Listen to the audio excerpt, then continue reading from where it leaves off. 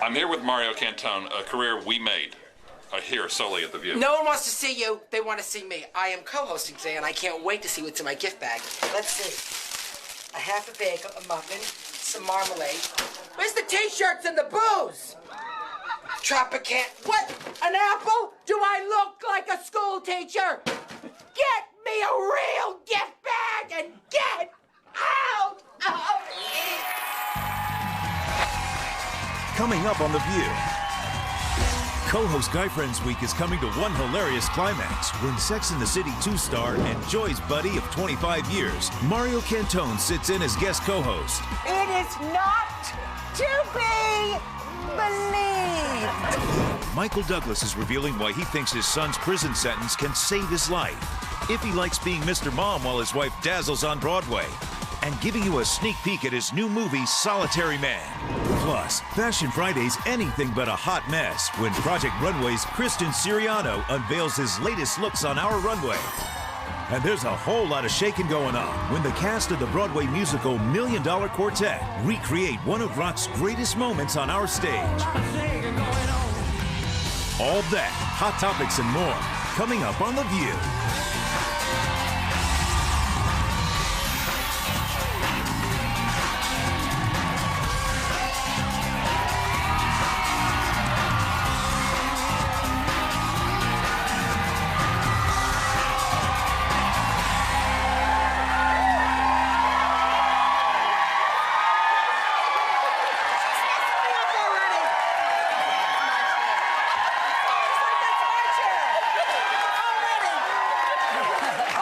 Trying to mess with me with Shepard. She's like, that's my chair. I'm like, no, you're wrong. It's my chair. I'm the one holding court today. Hello, my sweet beaches. Hello, Buster. Hello, Now listen, hello to you all and welcome to The View. We've been having our guy friends on to co-host this week, and here to wrap up is Joy's pal, Marion Cantone. Mario.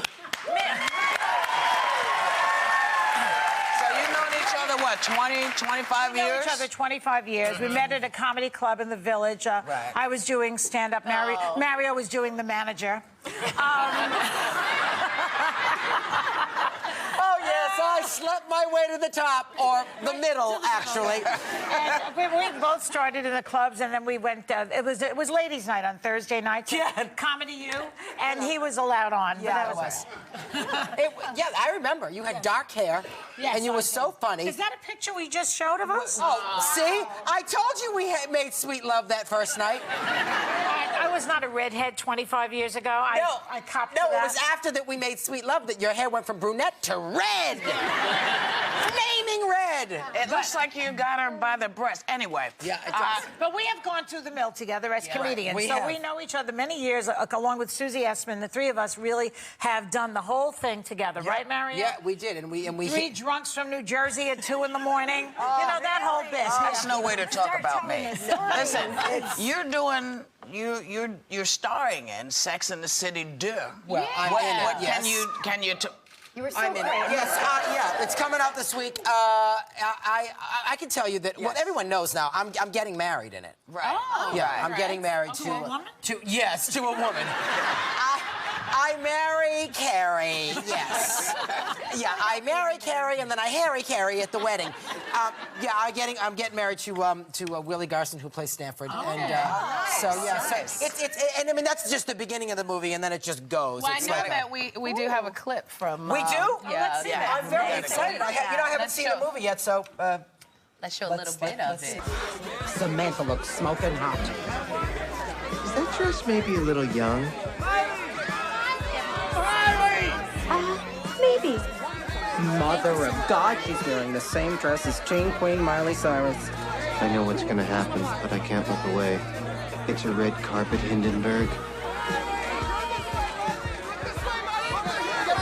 Awkward ×2. That's that spike collar that Miley Miley Cyrus had on that spike collar when I met her. She was like, "Hey, how are you?" She's really like kind of like she's tough. She's very sweet, but she had the spike collar on. I said, "I'd love to kiss you, but I'm afraid I'd poke my eye out." I was like, "Yeah." Did you have fun doing that movie? I had a blast doing it. It was a thrilling 2 weeks, and my real sisters, Marion and Camille, walked me down the aisle. Nice. Nice. It was very moving for the first few takes. Then I was like, "Go home!" Now listen, speaking of going home, Men's Health magazine did a survey to find out what women are thinking about during sex. And the #1 reason is, I worry he won't think I'm any good. What? The #2 thing, that's apparently that I don't know who they talked to. But then the second one was, not mine. I wish he'd hurry up and finish already. Yeah, all right.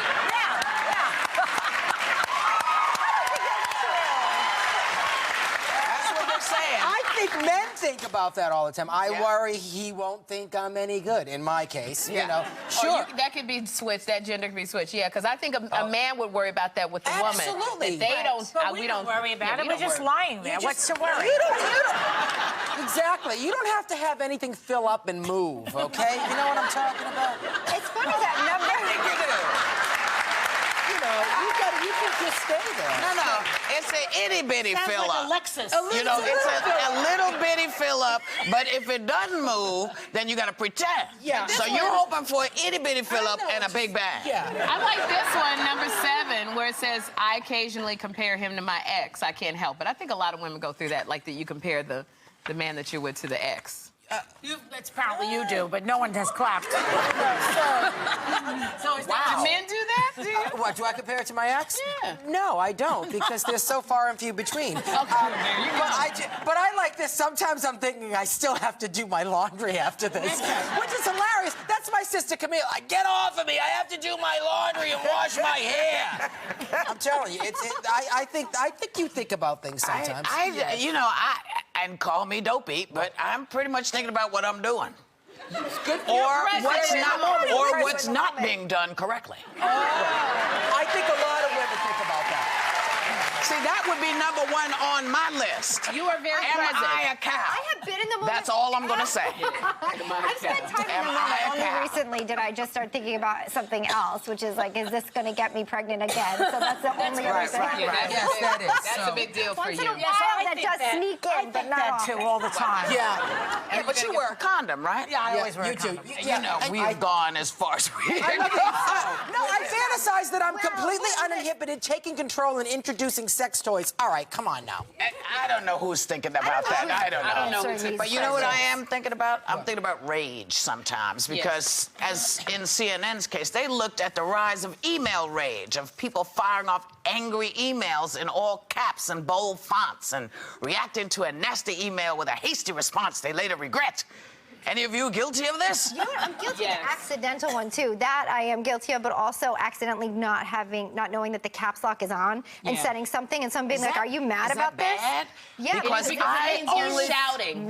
When you do all caps, it means you're shouting. It's like the megaphone of email. I didn't know this. I did not you know must this. do So all I need caps. to say Let me this. tell you, I that's must not say true, this. Miss Beehive. I do all done it? caps all the time because it's easier for me to read it. Because your shift control is stuck. What? No, because because I'm a terrible typer and I hate sending it, but I send it in big letters so I can read it as I'm doing. Let me tell So you. you mean I'm doing You've something been bad? screaming and you've been shouting. If I'm gonna Every yell, time you email me, I think you're angry. no. If I'm gonna yell at someone, I will never do it in caps. I will call them and do it over the phone. how I I'm deal with Italian. it. We don't write things down. People find stuff.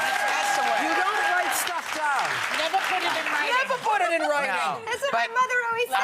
I'm gonna tell you this though, because we're getting ready to go. But you know what makes me insane? What? I get these spam emails that I don't understand, and they're telling me stuff about how to get somebody to grow exponentially. I know. And to I do. get them all I the mean, time. I hate. Don't send me this, because I can't get. I look for the thing that says unsubscribe, get me the hell away from you. It's never there. You send me another thing, I'm gonna find your cousin. We'll be right back. In caps. We'll be right back with Michael Douglas.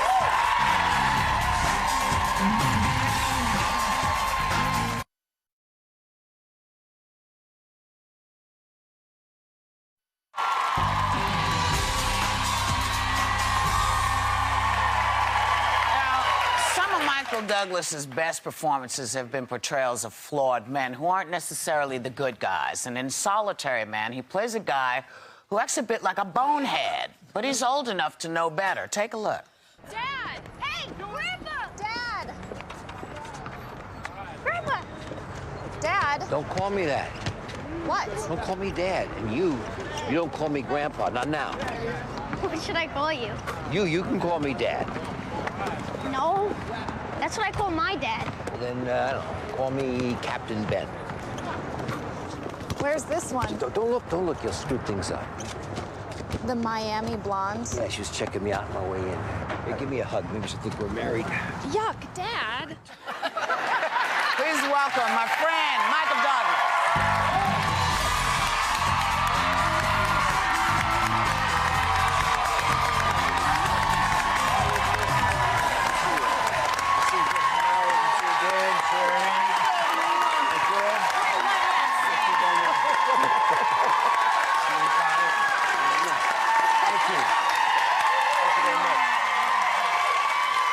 Not everybody gets that reception. Oh, that's very few people get that The Whoopster's smoking this morning. I Huh? know. She's Not fresh. Now, you're getting great reviews for this film, which we're going to talk about. But let's get the giant gorilla out of the room first. Your son is 31, Cameron. I was sentenced to 5 years in jail for selling drugs. He also has a history of drug addiction. And how's he doing? I really don't know at the time. I think he's, because he's in the process, he's been incarcerated in New York for the past year, waiting for his sentencing, which has been the tough part, not sure how long you're going to do. And he's about to head off to federal penitentiary. I think he's relieved that he knows what his sentence is. Yeah. Number one, I know he's been sober just because he's been incarcerated longer than any time since he was in 13. And he messed up big time. You know, he was a drug dealer, and crystal meth is probably one of the worst things you can have happen. But I think he'll get over this. We've just, all the positive sides about being a celebrity. This is one of the more negative ones. Drug abuse, alcohol abuse is in an unbelievable number of families in our country. You just don't have to expose yourself publicly like we have. So I think we're all sort of just digesting this. I hope we'll be able to make this a positive experience. I know that one of the things that Cameron wants to do, and I really admire, is he's going to do about 500 hours once he's finished his term of community service. And I think he'd be a great person to speak to junior high school kids and everything else and find out how quickly it all moves. So we're moving on. I love him. He's a great kid, and I hope he gets it together. Michael, you know, most of us on the couch were parents. So how are you doing with this? Well, I'm relieved now that the sentencing period is over. I think it's been very difficult, and for my ex-wife Deandra, who's did as good a job as she could raising kids, and you know, you take your fair share of blame as a parent. But I think you also got to look at other aspects of it, a genetic history. I lost another brother 5 years ago in a drug overdose. Eric, my brother, Eric, Joy, had friends. I worked with him too. Yeah, that's right. Caroline's. Yeah. So it's it's something that does exist in families. So I guess the only thing that I'm sort of digesting all of this now is you will become a spokesperson. I got to say, the letters of support that I've gotten from the number of parents out there who basically have already lost, their sons or daughters, and they're really encouraging me about the second chance that Cameron has. And hopefully we'll make some difference. It's fantastic that you're out here promoting this film and you are so open about it. And a lot of celebrities would be like, I'm not going to talk about it, but you are talking about it, and it's really amazing. And it's a little hard not to. It's all. I know, but Michael, you've also said too. I mean, in such an honest way. You know, Sherry mentioned obviously us relating as parents, but I think we do tend to, put blame on ourselves. And you even mentioned about, early on choosing career over family. When you look at so many working families, how do you even balance that? How do you say, okay, to a working dad who's busy, you need to get home more? I mean, what's the advice there? I don't know. It's priorities. I mean, my only advice is to try to wait a little later to start a family. I think more people, it's all pretty good. Our age curves are all going up. Yeah. And I think you got to get your careers as well as you can, and you work out of the way before you can get married. Forget having a family. Yeah. I mean, I just can see. Or do it the other one way. You can do it the other way, like I did. You have the family and the marriage first, and then the career. Yeah, but it's, you well, can. it's harder. Well, or you have the kid before you get married. Yeah. Well, that's even better. You and Cameron and Kirk were on the show. They were on The View. We were. And after all there they are. And after all you've been through, would you want your kids to go into acting? You have some other children now with Catherine. Everything I've been through, we're lucky. I mean, we're the, our union is what, 90% unemployment most of the time. Yeah. If you love it, though, that's what you want to do. You can't stop yourself. But you got to, you got to like community theater. You got to like summer theater. If you want to just be a movie star, forget it. The odds are too good. Yeah. But if you can't do anything else, then absolutely. I got to ask you, how is your father, Kirk Douglas? That's my man, That's my man.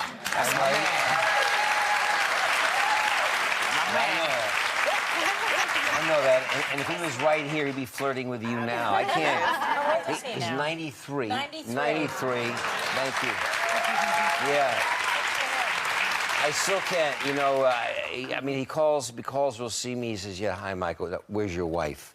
And so he's happy to talk to you. He's doing fantastic, thank you. I mean, I don't know where it's going to stop. He's got a movie he's working on. He's got another book. He's really, really extraordinary.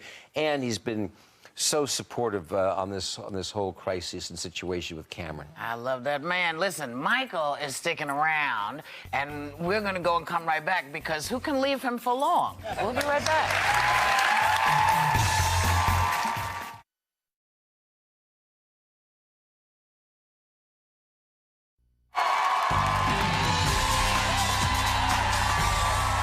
I know that look. What do you think? I'm holding a vigil for your return. I want everything exactly the way it was for our reunion. No. You made that very clear when you shacked up with that Mark, the orthodontist. Look, he was a good guy. And, you won't be satisfied till I go into a nunnery. I just find it interesting that you never changed the furniture. Not a chair, couch, even the cushions. Is that couch still comfy? Most comfortable couch you ever sat on. Well, I don't change things when they're still working. That's your move.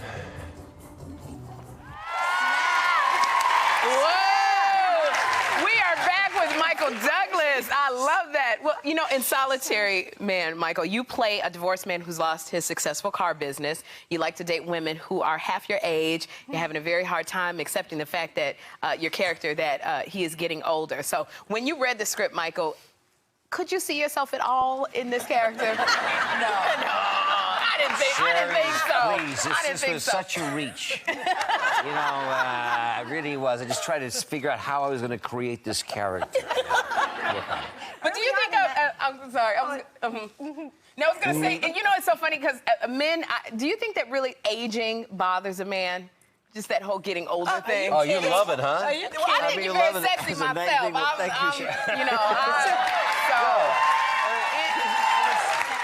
I think, I think it's different for ladies, a different time, but I think, all guys all of a sudden look at the third act, and they think, here it comes. And in Solitary Man, that was it was spurred on by what he thought was a health issue, but all of a sudden mortality becomes and then we start thinking differently. Right. In this case, this guy thought a little crazy. Well, we saw early on in the first segment with you the clip where you don't want your your daughter to call you... Yeah, my grandson to call me, you know. Right, and you don't want the daughter to call you dad. I mean, Right. imagine, what would the kids now do if you came out of the house and you said, okay, out of the house, you don't call me dad?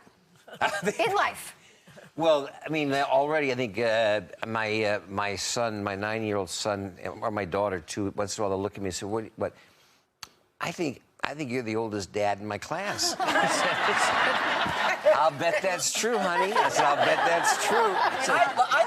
See, I related to this character. I mean, I just turned 50, and we were talking about this last backstage. And when you get older, you want to be with the youth and feel the youth again, and want the youth to be. What is this? What is this? Feel the. What is this? Feel the. It's you. What is this? Feel the. But I mean, I got it. I think women look at that character as like as a louse, and the guy sees it. Ladies, it would have been okay had he not done the daughter of. That's where that's where I got It's a two-way street. I mean, I thought in the movie really lays it out. It wasn't as if he was all over. She was, you know, she's pretty aggressive too. I mean, I hate to admit that, but we saw, you know, a dear friend, a man that I admire very much, the ongoing case with Lawrence Taylor and stuff like that. You know, you don't know. 15, 16. This girl was of age, 19. There are. I know it's a lot of ladies find it difficult to think that a younger lady would be with an older man. Oh, no, I don't. But, Please, I know it all. Not when they look like you. Oh, Mario! But you know, here's the thing. There's one scene where you're coming on to these party girls, the scene, and they basically they dump you. Now I'm just wondering, as Michael Douglas, when you were younger and available and single, and you came on to, were you ever rejected by a woman? And how did you cope? Well, I didn't cope well. No, I took rejection personally. I always admired those guys. They said 1 for 10, that's not bad. You know, they score 1 out of 10. That's not bad. Me, you know, I got one rejection. That was it. I shut it down. Did you really? Yeah. No, I was not. I was a shy guy. Switching gears, your wife is on Broadway right now in Little Light Music, and she's really magnificent in it. She's beautiful. I've never seen her on stage. She's Tony nominated. She's made for the stage. She's glorious in it. She's fantastic, and so it's a wonderful honor. I mean, she hasn't been on stage in 20 years. But she comes to from come the theater, back. you were saying, She right? does originally. She's a young hoofer, and she was 7, 8 years old when she started. And to come back and to have a hit show, Little Night Music. Angela Lansbury got nominated. The show did too. Right. So it's a dream, you know, for us living in New York. But now, I heard, and I don't know if it's so, but I heard you playing Liberace. Oh, yeah. And Matt Damon is going to be playing your lover. That's correct. And you didn't tell me? No. I gotta hear it from her! I'm sorry! It'll be all right. There's more. There's more, actually. Matt Damon's playing your lover? Oh, no! Why can't I? Of course, you're Italian. Okay, that's true. That's true. But you're also being honored Monday night by the Film Society of Lincoln Center. You're being honored, which is something... Lifetime achievement. Yeah. I can't even say it because to me, you're just a baby. Now, that would make me feel old. Same night as Sex and the City, I must say, was having its... We ours a little earlier, okay, on the red carpet. Mario, if you want to come over and join us, we'll need, you know. I'm walking it with Dad's you. coming back. Dad'll be back. And it's, so it's a nice... And is he going to do his one-man show here in New York? I don't think so, no. But he's going to introduce me for the award, which may be a one-man show. Well, Michael, I would really be remiss in not mentioning your next film because it is the highly anticipated Wall Street sequel, which we all love. And now, the Wall Street sequel comes out in September. Right. You won an Oscar back in 1988 for Wall Street. Now, winning an Oscar, does that put any kind of pressure on you to reprise the role? I don't think so. I mean, winning an Oscar is great. The picture evolved. It was time. It was 22 years later. We came up with the concept in around 07, 08 when all the crises happened, Yeah, so it seemed yeah. to make Perfect sense timing. and all that. And I'm glad actually now that they moved it into September, it's actually coming out, because with all the stuff that's going on, it's too close. You think you're seeing it on the news, but the picture's really good. I've seen it, and I think it's going to stand up. And as you a know what? sequel. We're so glad. It's been too long. You've got to stop being such a stranger and come Thank back you, Sherry. a lot more. Well, I'll start working again. Our thanks to Michael Douglas. Solitary Man opens nationwide today, and when we come back, it's Fashion Friday with Christian Siriano.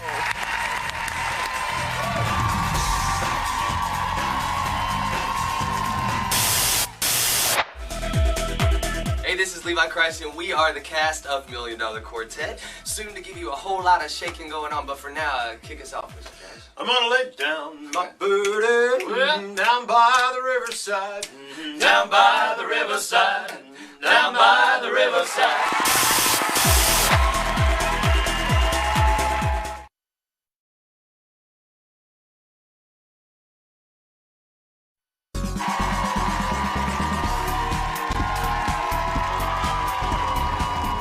Rami, Christian, one of you will be the winner of Project Runway.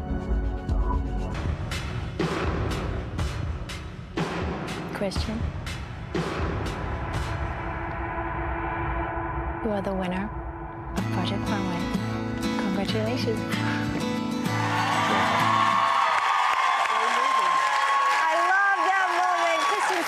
Was the youngest contestant to win Project Runway, but this reality star has proven he has real talent as a designer by dressing celebs like Rihanna, Christina Hendricks, and our own Whoopi. And he's here today to show off his latest line. Please welcome Christian Siriano.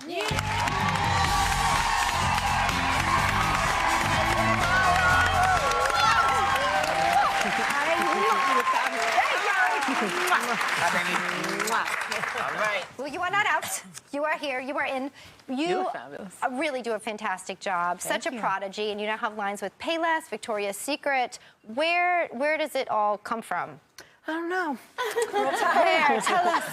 From a child, were you drawing? Yeah, I mean, I think kind of growing up for me in my household, it was a bit different. My sister was a dancer, so I was kind of thrown in with my kind of backstage mom, and I don't know, I was always around costumes and hair and makeup, and I knew what a bobby pin was when I was 2. I mean, it just was random things like that. So I think I was kind of thrown into it and developed this kind of love for any type of craft. I was interested in everything. You're from so meticulous painting in and what all you this. do. I mean, we've seen so many winners come through Project Runway. Chloe Dow's done a great job. Yeah, of course. But really, I think you have you've stepped way ahead, too, in terms of competition. Just in lasting power, it seems. You're on the right track. What do you think separates you? Working hard. I think, for me, it was really about building a brand really, quickly, and afterward you're given this kind of platform and you're really thrown into it, and if you don't take it and run with it, you're kind of left aside. Yeah. So you really have to do what you love and find that kind of niche, and for me it was really about building this world of dressing, so that kind of really fantasy things that I love, but then also very wearable, and obviously with the collaboration with Payless, I mean, that you can't get more wearable than that, and affordable. Right. Yeah, I know, serious. But okay, now you're seeing. I mentioned the celebrities that you've dressed. Whoopi, I mean, when you see her wearing your stuff, I mean, what is it like to see these big names wearing your things? I know, it's amazing. I mean, some days I really, the Tony Awards. Wow. And that was such an amazing experience for me. I mean, it's always such an honor to work with anyone, which is really important, I think, always to keep yourself grounded and to remember that, you never know who. I get the most random phone calls for the most random things, to dress this person or not to dress this person. So, in a way, you take it and go with it, and it just has to be a good experience each time, You've done a good job with it. You've also brought with you 5 of your favorite looks, so we're about to see the first. Can you talk about it for us? Yeah. So this first look,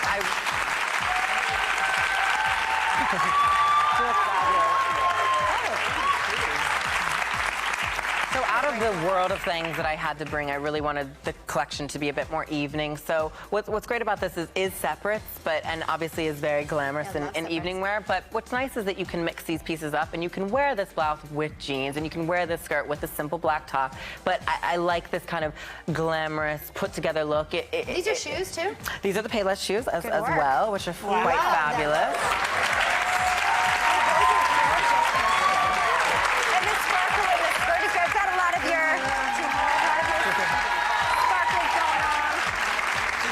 Elizabeth. Oh, fantastic. You can see that Elizabeth is wearing a jacket, and she put that orange underneath, and is that your skirt?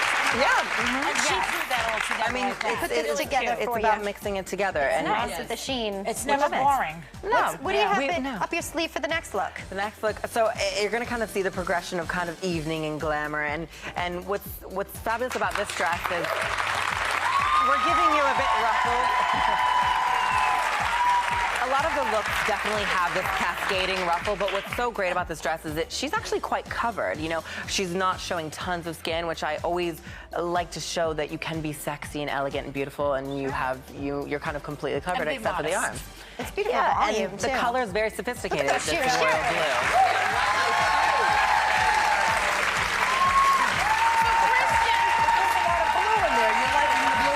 Yes.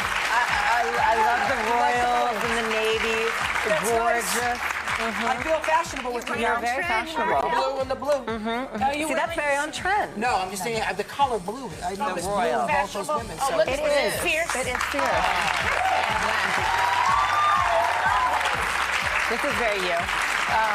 So again, I mean, I really felt like with the 5 pieces to show, it was better to show glamour. And what's great about this dress is the metallic brocade, really simple, chic, but obviously with the cascading ruffle, it really creates that drama, and it's special. I think especially when people are shopping now, you want something that's signature and special, because there's so many brands to choose from. Like, how do you know what to pick?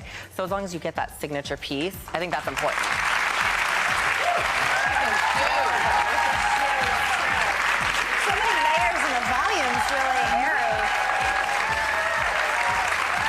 Working it out, though. Black tie event. Loving that. Loving it. Okay, what else do you have? Show us more, So this Christian. next look, which I love, it's a little bit more colorful, and I love this piece because this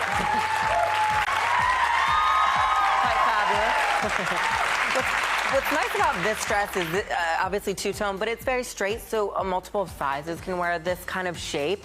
We do it in short and in long, and comes in an array of colors and all those things. But I really wanted this to be light and feminine, whereas some of the other pieces are a bit more tailored and sexy. Is this the short version you're saying? Then you do a full We length? call this the shorter version. We do it in a gown. Christian, what are kind of some of your tips on, look at that, what are some of your tips on shopping on a budget? Shopping on a budget. I mean, I always say that when really when you're shopping, there's so many products out there. You have to be, I think, picking signature, cool, interesting pieces. Okay. And the easiest way is to go with accessories, shoes, bags, jewelry. Accessories. You can totally vamp up your outfit for $20. Absolutely. It's I think, the best way. Is this the grand finale coming up? Yes, this is our finale dress. Okay. It's quite a moment. I've been hearing about this.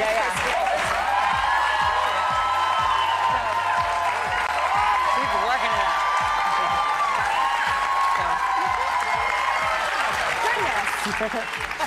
I love this. I could see that in white as a wedding gown. My sister's actually getting married in this dress. In this color? In white. In white, really? No, Look at you. Look at me. It's fierce. You're going to be on my He staff. always says that it's fierce. I should wear that when I get married. Yes. In blue. In blue. Yes. It's a waterfall of ruffles. A waterfall. So did you do this in a variety of colors, or what are you seeing? We showed it in fuchsia. This is very you. Very me. I mean, I love drama.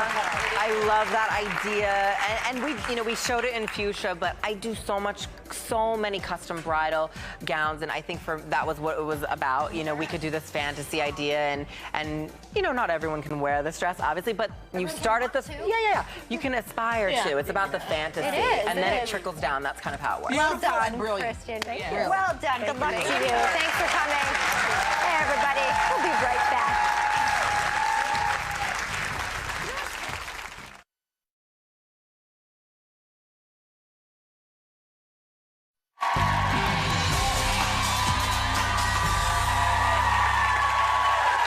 December 4th, 1956, Johnny Cash, Jerry Lee Lewis, Carl Perkins, and Elvis Presley met at Sun Record Studio in Memphis, Tennessee for one of the greatest rock and roll jam sessions of all time. And the new Broadway show, $1 Million Quartet, brings it all back to life.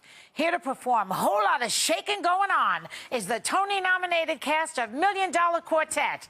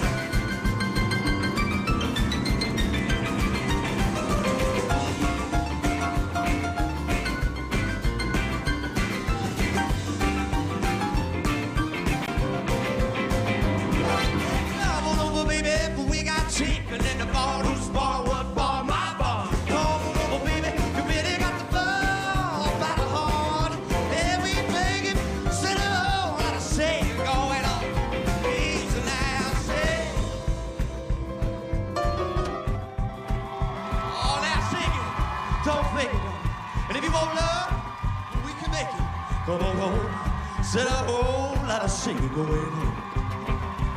Yeah, shake it, darling. Oh, shake it one time for Jerry Lee. We begging, said a whole lot of shaking going on.